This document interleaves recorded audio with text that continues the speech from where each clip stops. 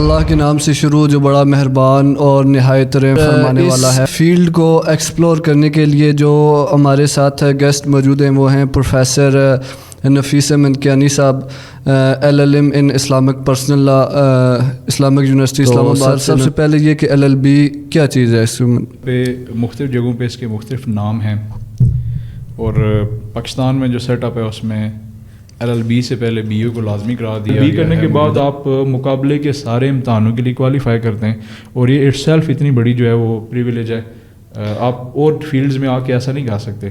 تو آپ کے پاس 62 ایسے محکمے ہیں جو LLB کے بعد آپ کوالیفائی ہوتے ہیں کہ آپ ایگزام دے کے ان میں سلیکٹ ہو جائیں۔ سر اس وکیلوں کو تو پتہ ہوتا ہے، تو پھر جو جہاں سے بول رہا ہے وہ اس کو وہاں سے۔ پاکستان میں قانون کی 2 ڈگری کروائی جاتی ہیں، ایک سادی LLB ہے اور ایک شریعہ لا ہے۔ اب جو شریعہ لا ہے وہ میرے خیال سے اسلامک یونیورسٹی کروا رہی ہے، اس کے علاوہ کوئی اور یونیورسٹی میرے خیال سے نہیں کروا رہی۔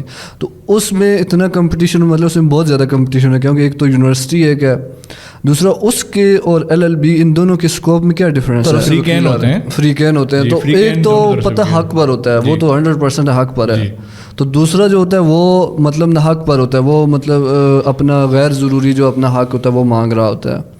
تو جو وکیل ہوتا ہے اس کو آلریڈی پتہ ہوتا ہے کہ میرا کلائنٹ جو ہے وہ حق پر ہے یا نہیں ہے۔ بہت اچھا سوال ہے آپ کا یہ بھی۔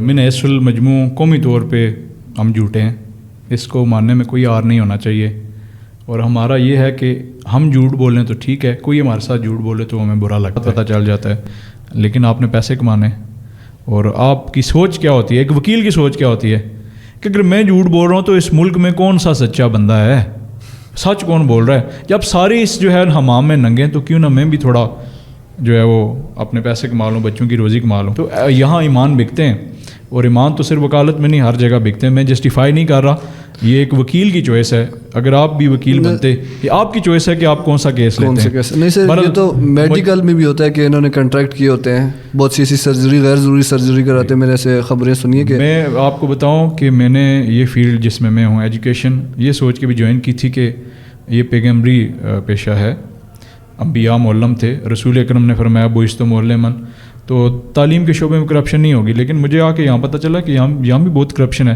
اور جب آپ اپنے فرائض پورے نہیں ادا کریں تو کرپشن تو ہے۔